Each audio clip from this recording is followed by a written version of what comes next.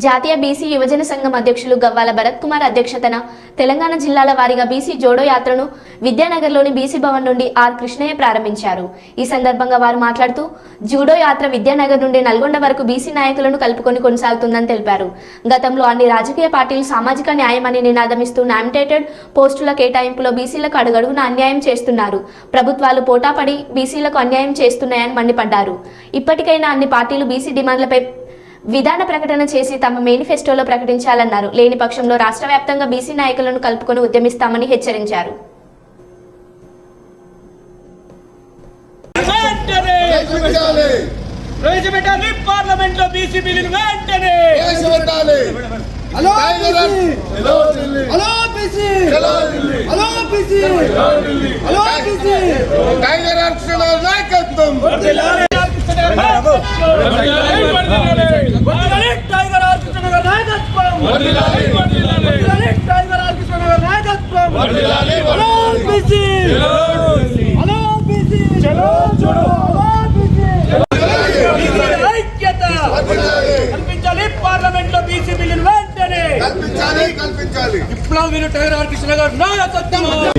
చట్టసభల్లో బీసీలకు 50% రిజర్వేషన్లు పెట్టాలని, కేంద్రంలో బీసీలకు ప్రత్యేక మంత్రిత్వ శాఖ పెట్టి బీసీలకు జాతీయ స్థాయిలో మన తెలుగు రాష్ట్రాల్లో ఉన్నట్టుగా స్కాలర్షిప్, ఫీజు రియంబర్స్మెంట్, గురుకుల పాఠశాలలు, హాస్టల్ పెట్టి ప్రతి బీసీ చదువుకునేటట్టు ఉచితంగా ఫస్ట్ క్లాస్ నుంచి పీజీ వరకు చదువుకునేటట్టు చేయాలని చెప్పి డిమాండ్ చేస్తూ, అట్లే బీసీ ప్రవృత్తిలో ఒక్కొక్క కుటుంబానికి 20 లక్షల రూపాయలు చెల్లించాలని డిమాండ్ చేస్తూ ఈ బీసీ సంక్షేమ సంఘం ఆధ్వర్యంలో జోడో యాత్ర, బీసీల న్యాయ యాత్ర బీసీ భవన్ నుంచి నల్గొండ వరకు 2వ దశలో పెడుతున్నాం.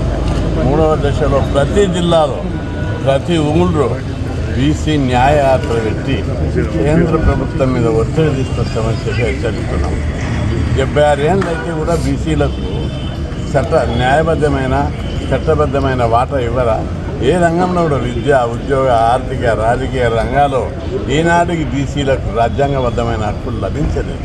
బీసీలను 2వ శ్రేణి పౌరులుగా చూస్తున్న ఈ దేశంలో కూడా బీసీ ఇది ప్రజాస్వామ్య దేశం. ప్రజలందరికీ సమాన వాటా ఇవ్వాలి. అన్ని సామాజిక వర్గాలకు సమాన వాటా. డబ్బు ఉన్నవాడిది, అధికారం ఉన్నవాడిదే మొత్తం తినేస్తున్నాం. అట్లా కాకుండా మేము పన్నులు కడుతున్నాం, బడ్జెట్ ఇస్తున్నాం, మేము ఓట్లు వేస్తున్నాం, అధికారం ఇస్తున్నాం, పని చేస్తున్నాం, దేశ సంపద సృష్టిస్తున్నాం. సంపదల వాటా ఏది, బడ్జెట్ల వాటా ఏది, అధికారంలో వాటా ఏదని ఎన్ని రంగాల లోపల మా వాటా మాకు ఇవ్వాలని మేము డిమాండ్ చేస్తున్నాం. ఇచ్చే వరకు ఎవరిని వదిలిపెట్టమని పార్టీలు గీటీలు కోక ముడుచుకోవాలి. మీ పార్టీలు మేము ఓట్లు వేస్తేనే మీ పార్టీలు, మీరు అధికారము డబ్బు ఉన్నదని విరవీగితే మిమ్మల్ని అందరినీ తరిమి కొట్టే రోజు వస్తుంది. ఎన్నో రోజులు కాదు, బీసీలలో చైతన్యం వచ్చింది. నేను ఎక్కడ మీటింగ్ పెట్టినా, ఎక్కడ బహిరంగ సభ పెట్టినా, అన్నా నువ్వు ఇంకా హాస్టళ్ళ గురించి, గురుకుల పాఠశాలలు పెట్టాలని, ఫీజు రియంబర్స్మెంట్ ఇవ్వాలని, ఉద్యోగాలు భర్తీ చేయాలని, రిజర్వేషన్లు పెంచాలని కొట్లాడుతున్నాం అన్న. వీటితోటి మేము ధనవంతులం కాము, గొప్పవాళ్ళం కాము. మేము గొప్పవాళ్ళం కావాలంటే రాజ్యాధికారంలో వాటా కావాలి. బడ్జెట్ దగ్గర మనం ఉన్నప్పుడు ఎవరికి ఎంత బడ్జెట్ ఇవ్వాలని మనం డిసైడ్ చేయాలి. వాళ్ళని బిచ్చం అనుకోవడం ఏంటిది? మనం ఓట్లేసి వాళ్ళని లీడర్లను చేసి, వాళ్ళని ముఖ్యమంత్రులను చేసి, ప్రధానమంత్రులను చేసి వాళ్ళ దగ్గర బిచ్చం అడుగుతారు. అందుకే ఇది వాటా వద్దు, కోటా వద్దు, డిగ్రీ కోటా కావాలి. బీసీలకు రాజ్యాధికారం కావాలని బీసీలంతా ముక్త కంఠంతో నినదిస్తున్న సంధికాలం. ఈ సంధికాలంలో అగ్రకుల పార్టీలు బీసీల వాటా బీసీలకు ఇవ్వకపోతే ఇవే మీకు లాస్ట్ ఎన్నికలు అవుతాయి. దేశవ్యాప్తంగా ఇట్లాంటి బీసీల న్యాయయాత్ర, జోడో యాత్ర పెడతాం.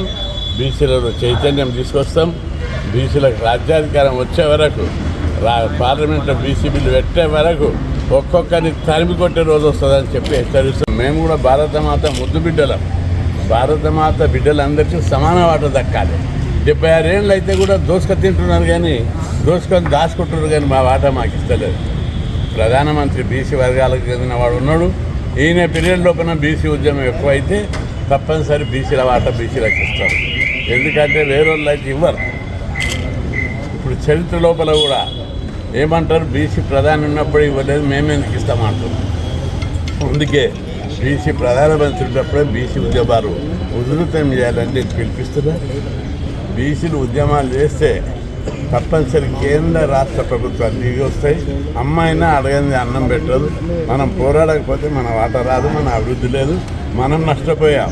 భవిష్యత్తులో మన పిల్లలు నష్టపోవద్దంటే తప్పనిసరిగా మనం అందరం పోరాడక తప్పదని బీసీలందరికీ, కుల సంఘాలకు, అన్ని పార్టీలు ఉన్న బీసీ నాయకులకు, అన్ని పార్టీల్లో బలమైన బీసీ నాయకులు ఉన్నారు.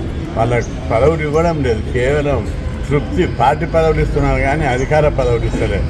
అందుకే అన్ని పార్టీలు ఉన్న బీసీ నాయకులు తిరగబడండి అని నేను పిలుపునిస్తున్నాను. భరత్ కుమార్, బీసీ యువజన సంఘం జాతీయ అధ్యక్షుడిని.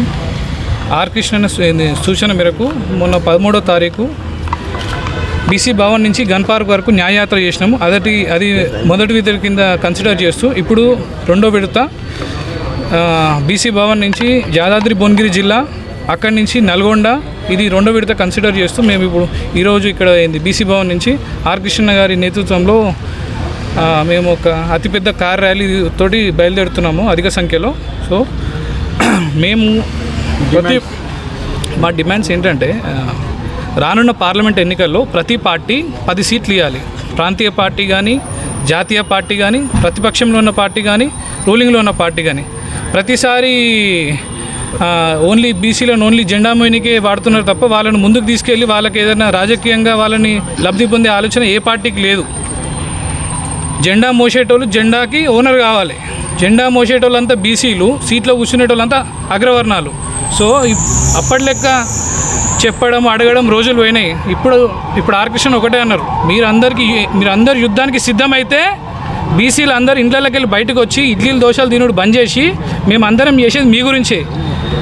మళ్ళీ ఇంకొక మెయిన్ డిమాండ్ ఏంటంటే ఎస్సీ ఎస్టీ అట్రాసిటీకి ఎట్లయితే చట్టభద్రత ఉందో సేమ్ యాక్ట్ బీసీలకు కూడా సామాజిక భద్రత కల్పిస్తే ఏంటంటే ఈ బీసీలను మీరు బీసీలే అంటారు కానీ ప్రతి దగ్గర బీసీలను అనగబెడుతున్నారు. బీసీలు అంటే బ్యాక్వర్డ్ క్లాసెస్ కాదు, best classes of India, back bone classes of India. ఈ బీసీ లేకపోతే ఇండియా లేదు.